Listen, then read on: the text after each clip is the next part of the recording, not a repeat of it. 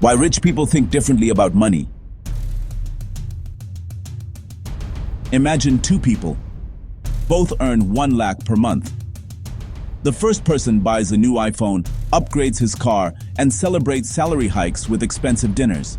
The second person quietly buys shares of companies, invests in assets, and spends weekends learning new skills. 10 years later, the first person is still worried about EMIs. The second person owns businesses, earns money while sleeping, and has financial freedom. Same income, completely different mindset. So the real question is, why do rich people think differently about money? And more importantly, can ordinary people learn this mindset too? Because becoming rich is often less about how much you earn and more about how you think.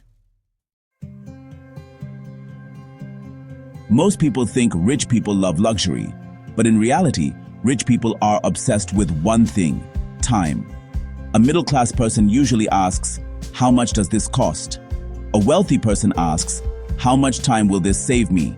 This is exactly why billionaires hire assistants, drivers, accountants, and teams. Not because they can't do the work, but because they understand a powerful truth. Time is the only asset you can never earn back. Take Warren Buffett. Despite being one of the richest men in the world, Buffett still lives relatively simply. But he spends billions buying businesses that generate cash flow automatically. Why?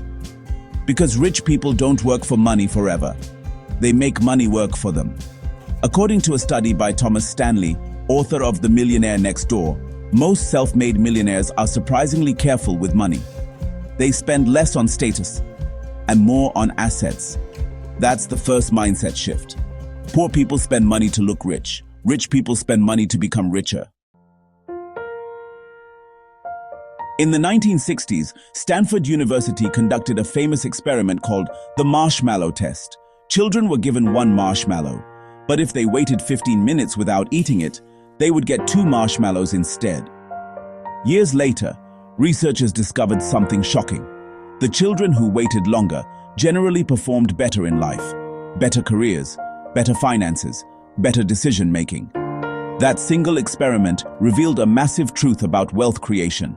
Rich people are usually better at delayed gratification. They sacrifice today to multiply tomorrow, while most people think, I deserve this purchase now. Wealthy people think, if I invest this money today, what can it become in 10 years? For example, 10,000 spent on luxury shopping disappears instantly. But 10,000 invested at 15% annual returns becomes nearly 4 lakh in 25 years. That's the power of compound thinking. And rich people think in decades, while most people think in weekends. One of the biggest mindset differences comes from understanding assets and liabilities. Most people buy things that take money out of their pocket. Rich people buy things that put money into their pocket. Take a luxury car. For many middle-class families, buying a luxury car is seen as success. But financially, cars lose value every single year. In India, a new car can lose 20 to 30% of its value in the first year alone. Now compare that with someone buying stocks, rental property, or a small online business. Those assets can generate income for years. This is exactly what the book Rich Dad Poor Dad popularized worldwide. The rich acquire assets first, lifestyle comes later, and this mindset is visible everywhere. While ordinary people ask, what can I buy with my salary? Rich people ask, what asset can generate another source of income? This is why many wealthy individuals own businesses, real estate, stocks, intellectual property, or digital brands. Money becomes a tool for acquiring more cash flow, not just consumption. Most people fear debt, but wealthy people use debt strategically, and there's a massive difference. Middle-class debt usually buys consumption. Rich people's debt usually buys assets. For example, a person may take a loan for an expensive wedding or luxury gadget. The money disappears. But a businessman may take a loan to expand a factory, buy machinery, or open another store. That debt creates future income. Take Elon Musk. At one point, Musk was technically cash poor, despite owning billions in company stock. Why?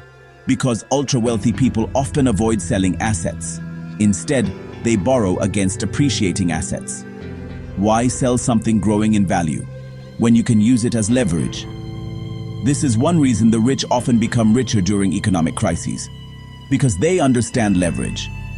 Now, obviously, leverage is dangerous if used recklessly. But used wisely, it can multiply wealth dramatically. The problem is, most people are taught how to earn money. Very few are taught how money itself actually works. One fascinating pattern among wealthy people is this. They spend heavily on learning: books, courses, mentors, networks, skills. According to research by Tom Corley, who studied the habits of wealthy individuals for 5 years, 88% of rich people read for self-education daily. Many poor people consume entertainment. Rich people consume information. Look at successful entrepreneurs. Bill Gates reads around 50 books a year. Charlie Munger famously said, "In my whole life, I have known no wise people who didn't read all the time."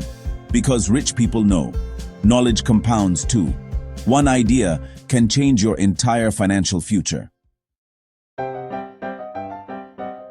So, why do rich people think differently about money? Because they were trained to see money differently. Most people see money as something to spend. Rich people see money as a seed, a tool, a worker, something that can grow. That's why wealthy people focus on assets over appearances, long-term gains over short-term pleasure, cash flow over status, learning over entertainment, and freedom over flexing. The truth is, the gap between rich and poor is often psychological before it becomes financial. And maybe the first step toward wealth isn't earning more money. It's thinking differently about the money you already have. Because money doesn't just reveal who you are, it amplifies how you think. If you enjoyed this video, subscribe to the channel for more business psychology, money mindset, and real-world case studies. And comment below, what's one money habit you think keeps people poor? See you in the next video.